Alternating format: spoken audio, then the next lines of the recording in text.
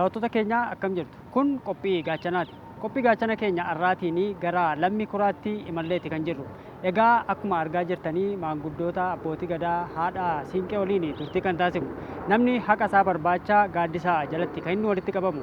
Gaaddisa kana jalattis immoo haqa akkasumas immoo dhugaa isaa barbaadee karaa abbootii gadaa akkasumas immoo seeraa fi duudhaa Oromootiin akkaataa itti rakkoon yoo uumame furamuu irratti kan isaan hojjetani.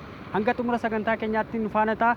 Qophiin kun biiroo nageenyaa fi tasgabbii bulchiinsa magaalaa Finfinnee akkasumas immoo AMN Plus sagalee dhootaa waliin ta'uudhaan kan simbiraan geenye.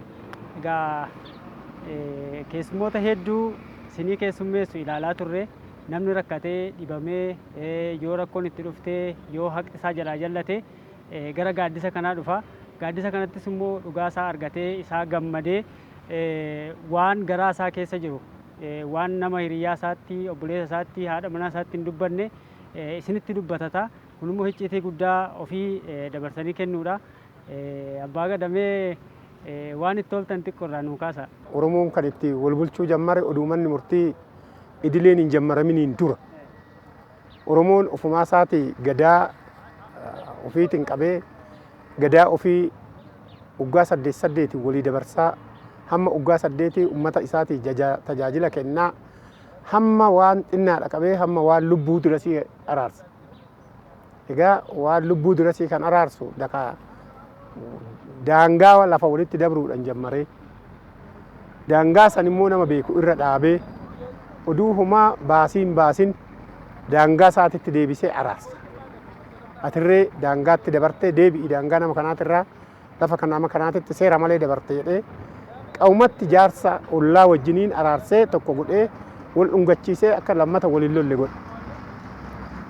Lammaffaa haati manaatii fi abbaan manaatirree walitti bu'uu wal loluu isaanirree hin araarsa yakki eenyu bira jira jedha. Akkuma duratti ilaalte kunoo waggaa 25tti har'a waaqa waliin jedhanirree walii tufanii araaraman. Hoo akka sirna Oromootitti hoo luka cabse luka bakka buusiif jedha.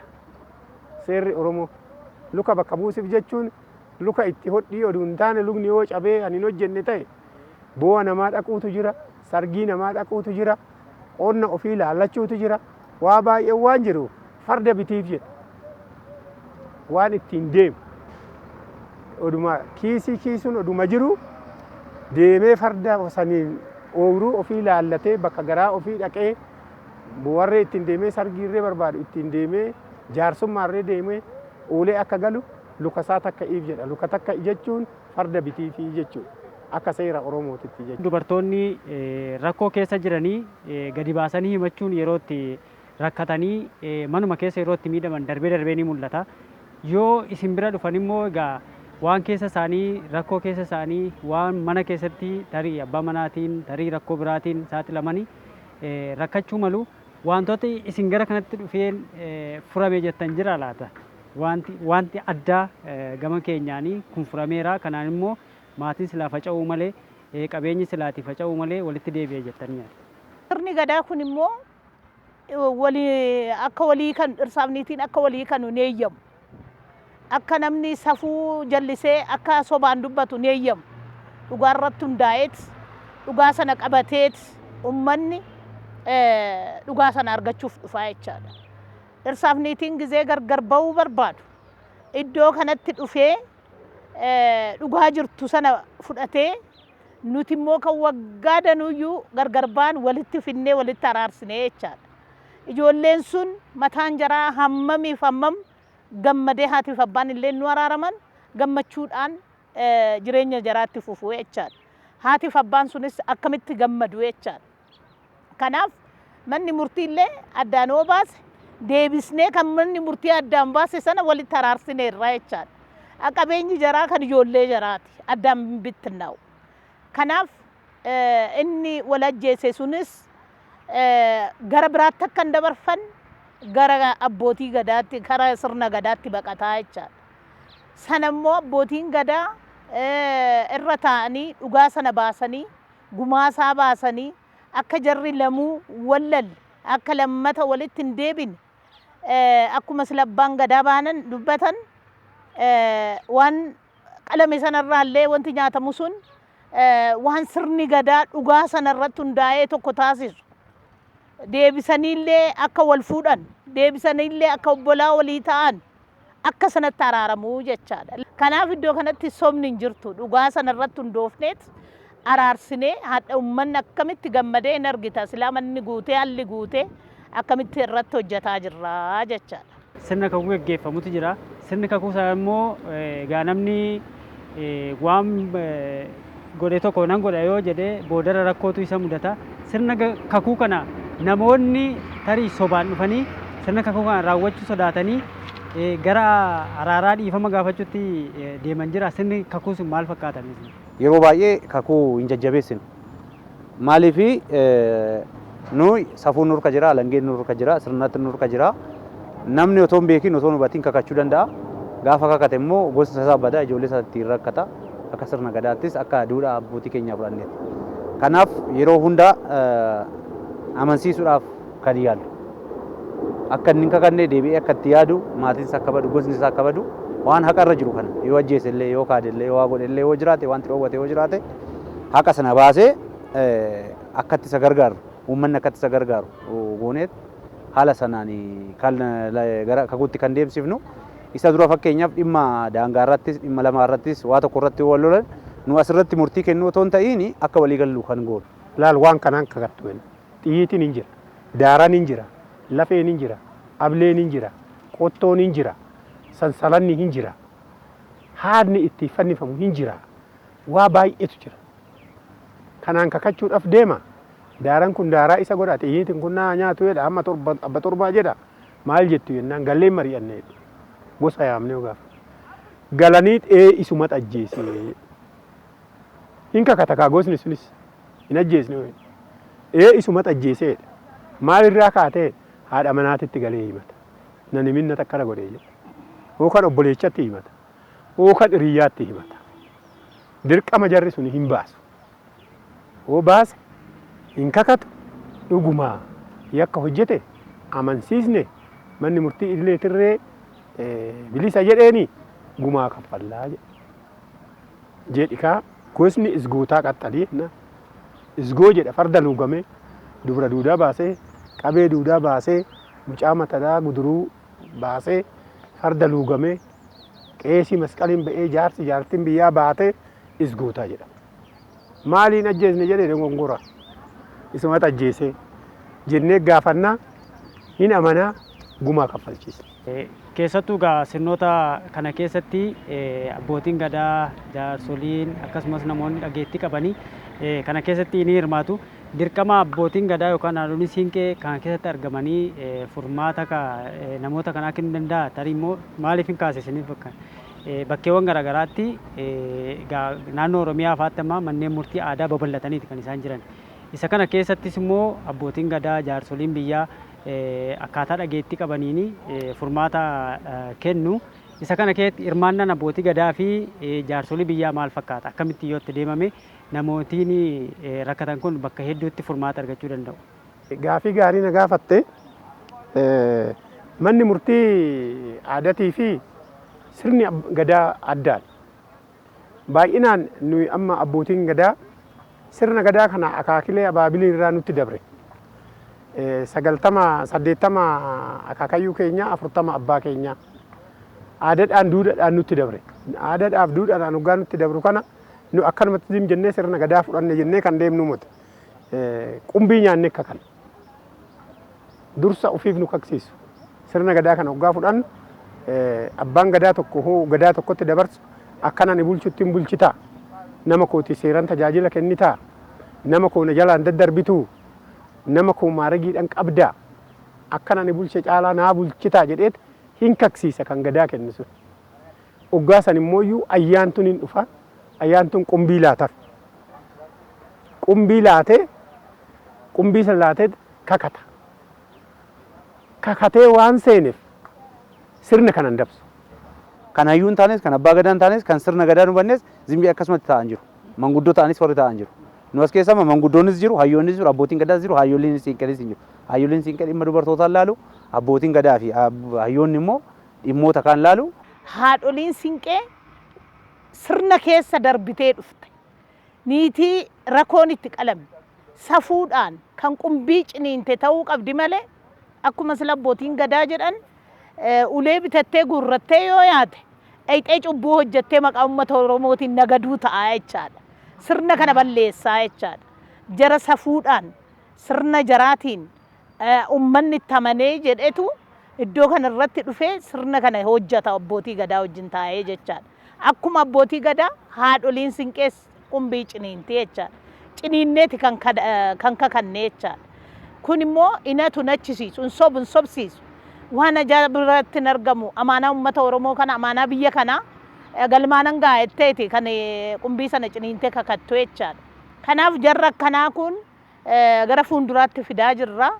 Bakka qabsiisnee, bakka hundatti babal'isnee uummanni kunis itti fayyadama, mootummaanis itti fayyadama. Biyyattiin kun nageenyatti deemti jechaadha. Manni murtii idilee raawwiidha kan inni erga murtiin raawwatamee raawwii kan inni ilaalu raawwii irra dhaabbateeti waan irratti wal falmaa turan sana raawwiidhaan hiikama lafa gaa lafa qabata. Asitti waan isin hordoftan jira namoota asitti murtii argatanii haqa isaanii argatanii gara mana isaanii galanii akkamiin hordoftu duubdeebii isaanirraa argatanii itti quuftan wayii jira. Tajaajila asitti wal kenninu faana walitti qabatee namoonni asii yogguu tajaajila argatanii tokko nu galateeffatanii bahu.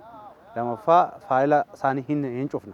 Faayila cufame kophaa keenya itti amananii waliin gammadanii garaa tokko ta'anii walitti araarsanii kan gadhiifnu.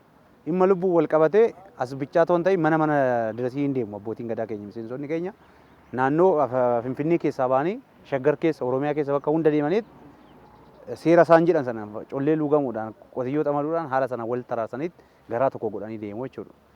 Mijuun hin qophaa'a. Dhaadhiqiin maaddiin hin qophaa'a. Uffanni irree hin qophaa'a. Warra sanitti fuudhee geechineet warri suni taa'ee dunkaaniin qe'ee warra du'ee dhaabbatte suni qe'ee keetirree haa dhaabbatu dunkaana dhaabii. Finnee dhufnaa qe'ee keetirratti warri sun hin dhufa jedhanii hin taa'anii dhaqee kunoo na qaladhaa jedha.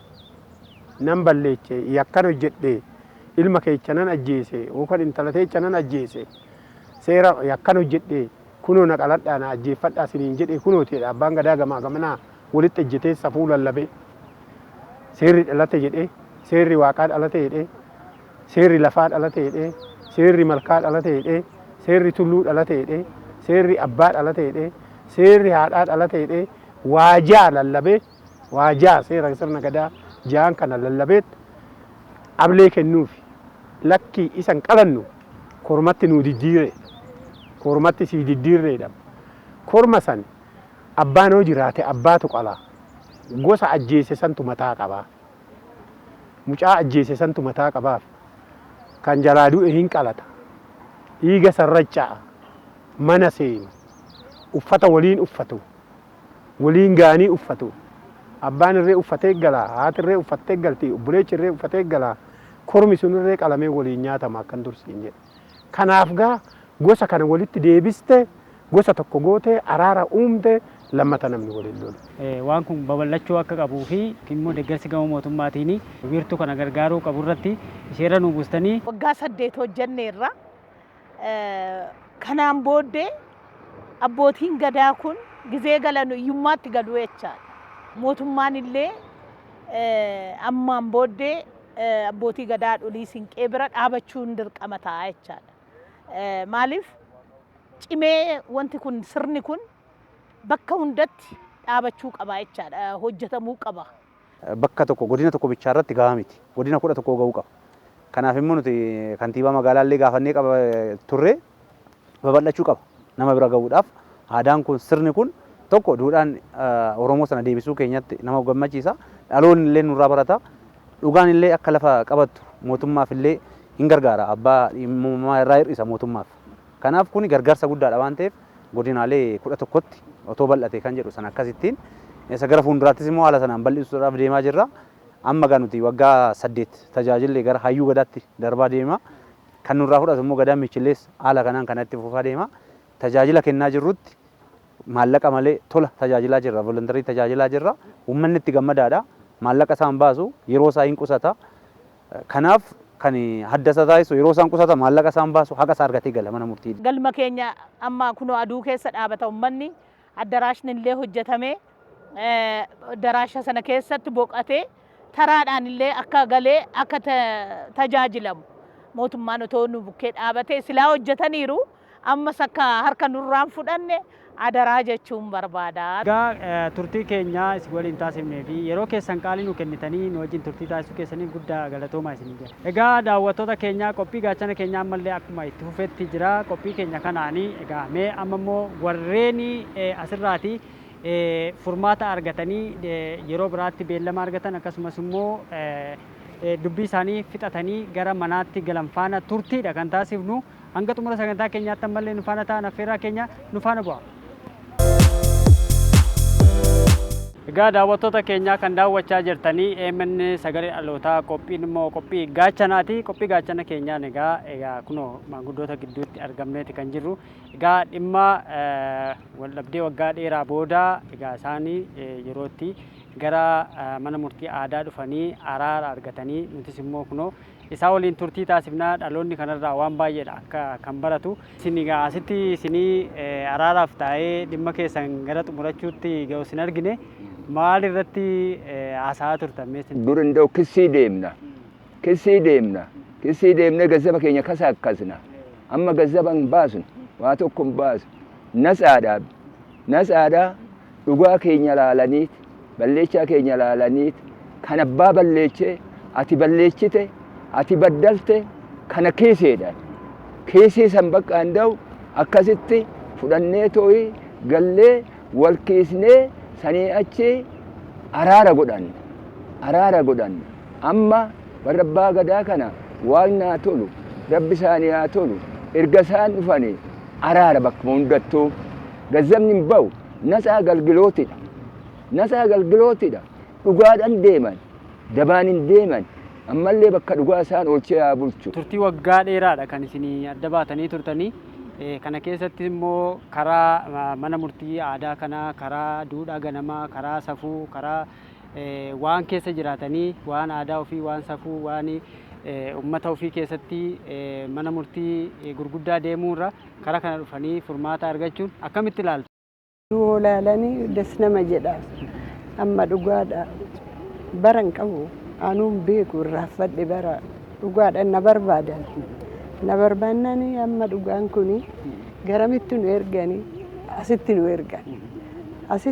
ergan immoo murtee kana wanna hundaa biyya nurraa xaarra'anii warra hundaa nurraa gaafatanii nagaa nu buusan salaamii nu buusan kanaan baa kana galaadhanii boru walirratti duuti nuuf hamaan hin jiraatu olaan hin jiraatu tokko ta'aati waliin hanqattanii tokko ta'aati salaamii godhaa araara godhaa nuun jedhaniit warri abbaa gadaa kun kanaan nu galchee. Yeroo isaan araaraman kana keessa bifa ragaatiinis ta'uu bifa kamiin dhiyaattanii isaan gidduutti argamtan? Jarri kun nu abbaadha ishiin isaadha amma lola isaanii kana kara biraa bakka lama deemnee dadhabneet har'a as dhufuu dandeenya as dhufnaan immoo das nu jedhee ammarree galanni isaa ga'u warra abbaa gadaatis mangistii kana uume immoo warra abbaa gadaa kana jalatti bulchee gadaan duruu jira uuman nu deebi'ee har'aan kana arganne baxaamii galanni isaa ga'u jara kanas fayyaa ijoollee isaanii fayyaa godhee wal bira oolchee haa bulchu. Maal dabamtanii maali akka abbaan gadaa isiniin jedhatti maali fudhattanii baatan ofitti? Firri immoo yaa'ee gara naas gara sees walitti dhufee raawwatee hunduu bakka handa'u akkaakonee jira. Araara afaanii bichaa oduu hin ta'in akkaakonee jira. Akkaakonee san hundumaa nutti himanii isa guuttachuu mana muluun diggifameet horiin dhiyaateet horii sun bakka qalameet kiisin hundi dhiyaateet akkasitti bakka handa'u araarri bu'a firri dhiyaateeto mana guutuu jedhama mana guutuu jechaan diggisiidha beeku gosni dhufeet gara kiyyaa'is bakka gosni dhufa gara shiitis gosni dhufa gosni sun bakka walitti dhufee das jedhee bakka handa'u hunduu harka wal fuudheet akkasitti bakka tokko ta'an jechaadha beekudha. Uffisaa sun yeroo sana gaggeeffama? Geessan bakka agwaasanii bakka warra isaan jedhasan hundumaa muluu ta'a wanni tokko duubatti nafu bakka wanni isaan nu jedhasan muluu dheechuu kasan caala dhiyeechuun barbaachisaa beeku. Malee sanii gadi ta'uudhaan hin taqabbalamu seerris immoo faqqadu beeku. Seerri kan faqqade sanii mulu guutuu barbaachisa. Akkasitti firri walitti dhufeeti akkasitti bakka araarri bu'aa beeku. Ayyee isinoo mee maal argitanii maal taajjabdanii waan asirraa argitan nutti hima.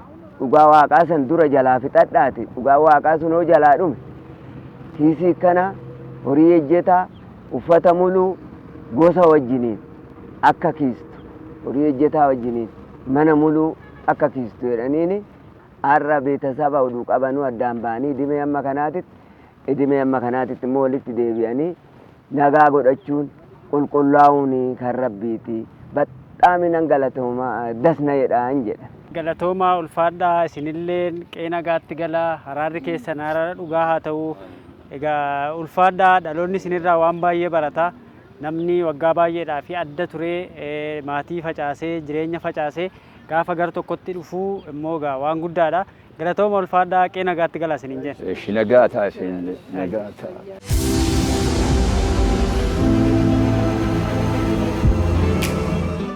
Har'a sinkaksiifnu har'a isaan sinkaksiifnu haadha manaa ta'e ammattee kana qabdee kakatte ati kirsaa musliimootaati yoo kanoo qabdee kakatte qabee duudaa ilmoo duudaa naa kennu jettee kakattaa of eeggadhu inoo kun moroodha moronni kun naa moroodha moronni kun akka moroodha kana ilmoo too sanyii koo karra koo morodee nan baasini waan dhugaa ganamaa jettee kakatta albeentu immooyyuu sanyii koo haamuru karra koo haamuru ani akka albeentu waa hunda murtii naa haamuru jettee kakattaa of eeggadhu daali kun immoo kana qaaliin kun qaalii kiristaanaati hayimaanootii kiristaanaa kan qabu kana akkatti qabee kakannaan sanyii dhaba karra dhaba bobbaa dhaba waa wangeellas keechaa qabu kana hin argadhu nan argachiisin karadhu nan argachiisin ba'u sanyiin koon beey jettee kakattaa eeggadhu mari'adhu koottu. Mari'adhu haadha manaa ta'e fidadhu maangoon harki kee maangoon jette haadha manaa ta'e fidattee dhufte ati isaa ilma koo waan anan abbabe kun siifis hin ta'a. Eeggadhu odoonni sin rukutin na rukute mucaa kanarraa gazzaba nyaattee jiraatte sanyii dhabdaa karra dhabdaa beekadhu sanyii ilma ol guddatu ilma waa hundumaa ga'u ati yoo buleechi keetirree si bira jiraate yoo tasarreen namni biraa hiixatee rukute jara san fidadhu koottu jara hiixatee rukute san hiixatee mucaa kana dhiiga baasee jiraate si biratti fidadhu koottu adaraa akkanumaan hin kakatanga balaa keechen sin lamaan ol lolta san balaa keetiin namni hiixatee rukute nama san barbaadii fidadhu koottu nama bulu sinaa godhu nama wal eeggadhaa mari'adhaa koottaa har'a isin hin kaksiifnu dhungadhaa lafa harka lamaanii fillachuu akkas uffala gadaan isinaa uffalchu uffala gadaan isinaa uffalchu alangeen isinaa uffalchitu uffala alangeen kana qabdi wagii qabdi qanuma tokko nama kakasiiftu qanuma tokko sanyii nama dhoortu kanaaf itti mari'adhaa koottaa isiniin jetti alangeen guddaa.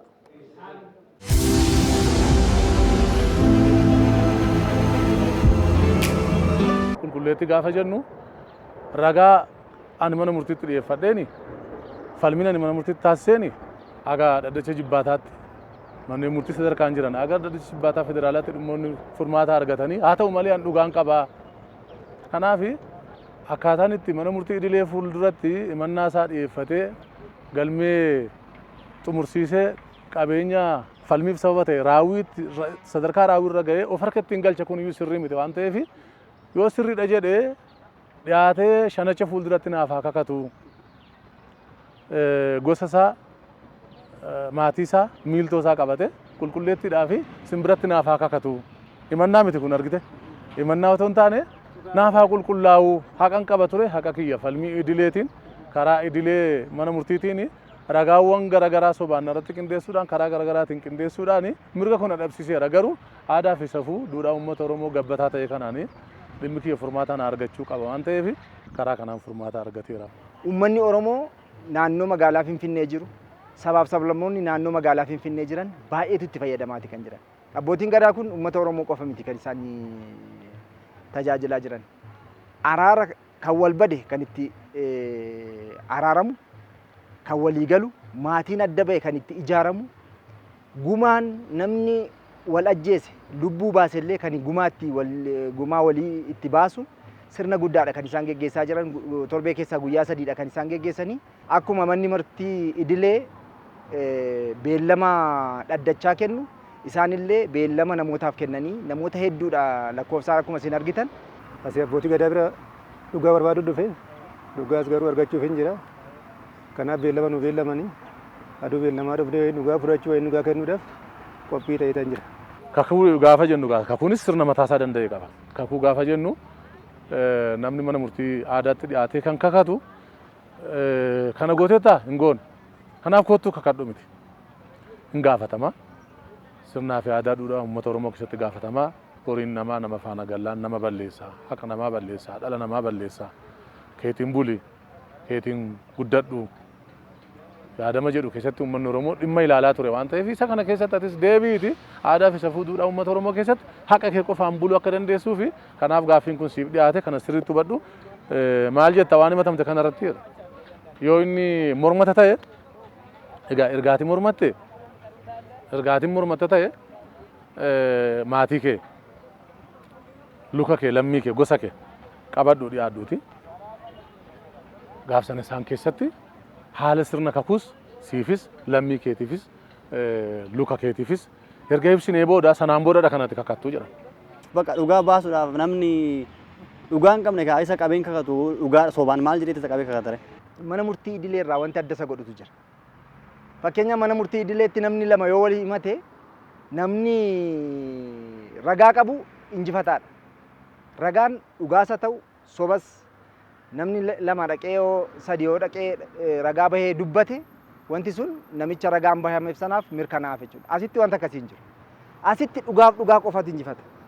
Dhugaa namni qabu dhaqee kakatee meeshaalee itti kakatantu jira, meeshaalee kakuu jira. Meeshaalee kakuu sanaan kakatanii dhugaa bahanii wanti kun naaf mala, wanti kun naaf ta'a, akkas godheera, akkas hin gooneedhaniitu dhugaa bahaniiti kan isaanii ragaa bahanii dhugaan isaanii bahu. Namni kamiyyuu haqni bakka barbaadetti isa jallatu gaafa as ga'e garuu oduwwaa san hunda jallaalu kakadhee too akka ormaa fudheen galu kakadhee tala dogara qallee ofirraa qabaadde waan kadhachuu qabu kadha malee oduun kan laalu zariin koo abadu dhalli koo abadu buqqee duudaa qabee duudaan ilma duudaa naa kennu dheen kakadhu waan jiru san dhugumaan kennee galaman.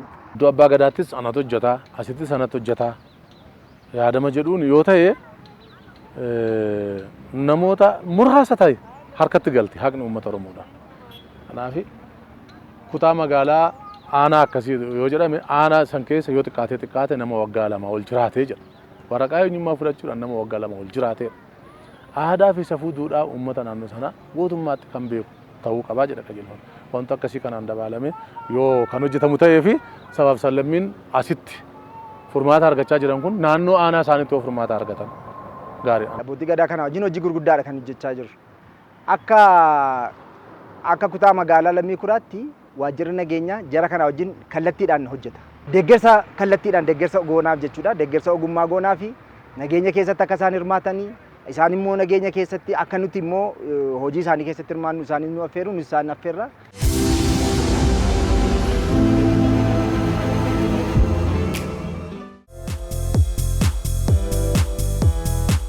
Egaa daawwattoota keenya qophii keenya gaachana har'aarraati waan baay'ee akka barattan homaa shakkii hin qabnu. Oromoon gaaddisa isaa jalatti walitti qabamee yoo rakkoon isa mudate akkaataa itti rakkoo hiiku irratti kan inni mari'atu. Nutis egaa gara Lammii Kuraatti imallee abbootii gadaa haadholii siinqee akkasumas immoo jaarsolii biyyaa rakkoo uummata keessatti dhalatee nama tokkeedhaanis yookaanis immoo gareedhaan yoo rakkoon uumame akkaataa itti araarri bu'uu irratti egaa isaan faana turtii taasifneerra.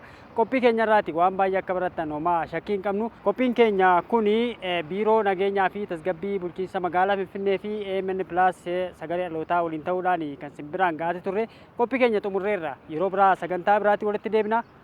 Horaa bulaa deemanaa.